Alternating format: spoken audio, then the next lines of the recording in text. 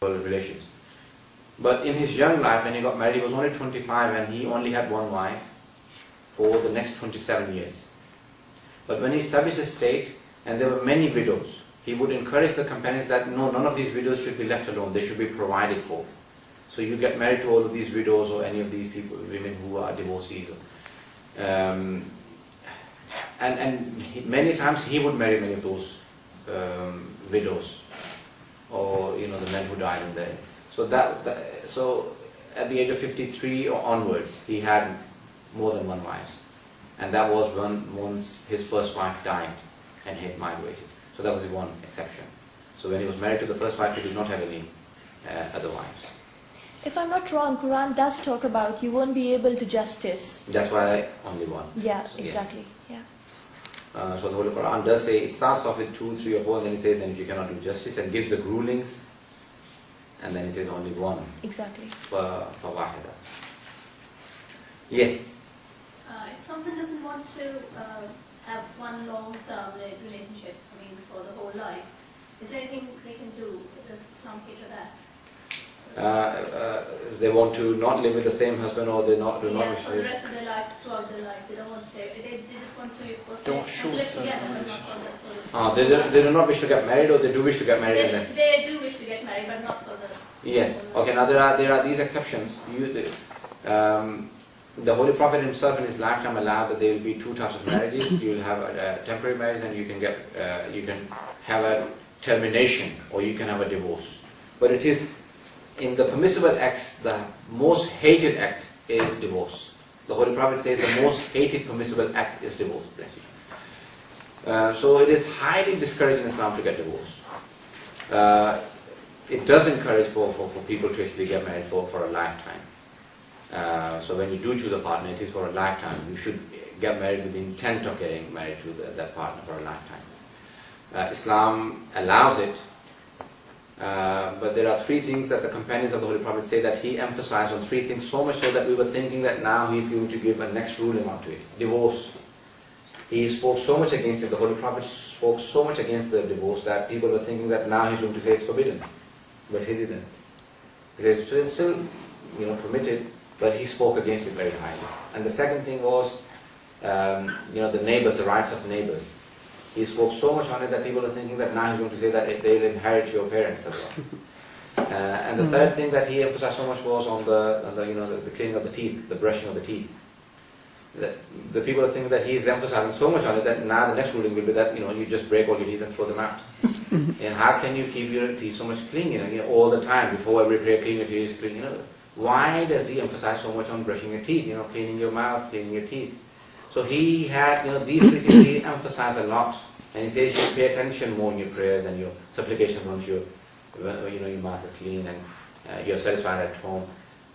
So Islam encourages a long-term relationship, but there is a way of saying that you can get engaged or a temporary marriage, which has a limitation and divorce. Otherwise, divorce in itself is discouraged, highly discouraged. Can you throw some light on the rights of women as wives and obligation of men towards their wives in Islam? Okay, certain things it becomes difficult to say. I'm not used to I'll try and say some of the things. Now, providing the winter and summer clothes for wives every year. Food, shelter,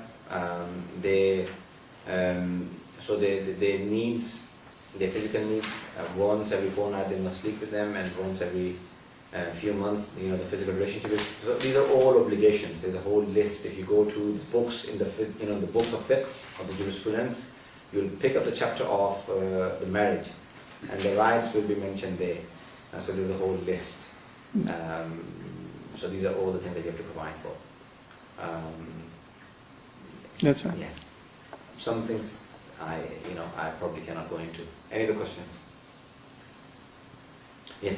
Coming back to the point of veiling of women in Islam, I'd highly appreciate if you talk about the veiling of men.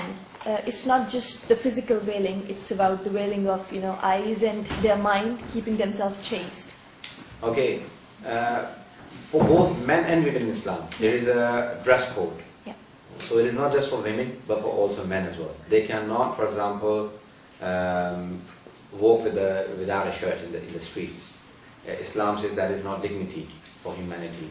So it is not just for women, but for both men and women there is a dress code. And then there is a veil of eyes and thoughts, and even words and tongue, Yeah. and even hearing. It says to the wife of the Holy Prophet, when addressing the wife of the Holy Prophet, it doesn't mean just the wives, it means the women.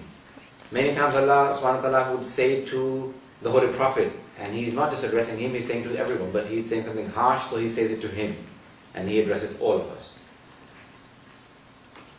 Do not talk to men with an attractive voice. With a soft tone. Yeah, with a soft tone. فَيَطْمَعُ الَّذِي فِي قَلْبِهِ مَرَضٌ. For the one who has illness in his heart, that's spiritual. Sickness of heart. Yeah. Yeah, sickness of heart is a spiritual, it's a metaphorical. Yeah. It would be attracted to you. Men in an attractive voice, that's against Islamic law. For men to give a lustful eye to women, again, is forbidden. Even for their nose. For example, the Holy Prophet said, Moses said to people, do not do anything forbidden. And Jesus said, do not even think of forbidden things. Because thinking of them is a preliminary to doing them. So when you think of things, you're just basically planning them and then you carry Then them you're out. partly sinned. Yeah. Well, in Islam, the Holy Prophet says, you will not be regarded as a sinner when you're thinking of them. But it is not good because then you will be carrying them out. They become practical, so you do not think. Try and control your emotions and your thoughts. So, of listening to certain tones, for men, and seeing and making an eye contact, and certain how you talk and how you perceive the opposite gender and how you approach them. These are all very important for both men and women. So, there are rules on that, very strict rules for both men and women. In how they talk and touch, and so it should not be very close touch to each other. And if there is a touch, then the body should not be, the skin should not be touching the other person's skin. If they're not related to you, only your blood relatives you're allowed to touch. For example, the close relatives that you will not be, God forbid, you will not be sexually attracted to, like mothers, daughters, and wives, for example, that you're married to. But the others you're not supposed to, for example, become into physical contact, not a too close contact. So there are all of these rulings. Yeah. So it is not just a veil of, it is not just the cover of the body, it is the whole system that Islam gives. It's not just a physical thing that Islam talks about. It's a whole spiritual side. It may not be totally relevant to the lecture's topic, but how about slavery in Islam? I understand that the Prophet had certain slaves, and I understand that there are certain verses in the Quran that discourage or encourage freeing slaves. How does that work? I'll briefly talk about it. There's a topic on its own. Yeah.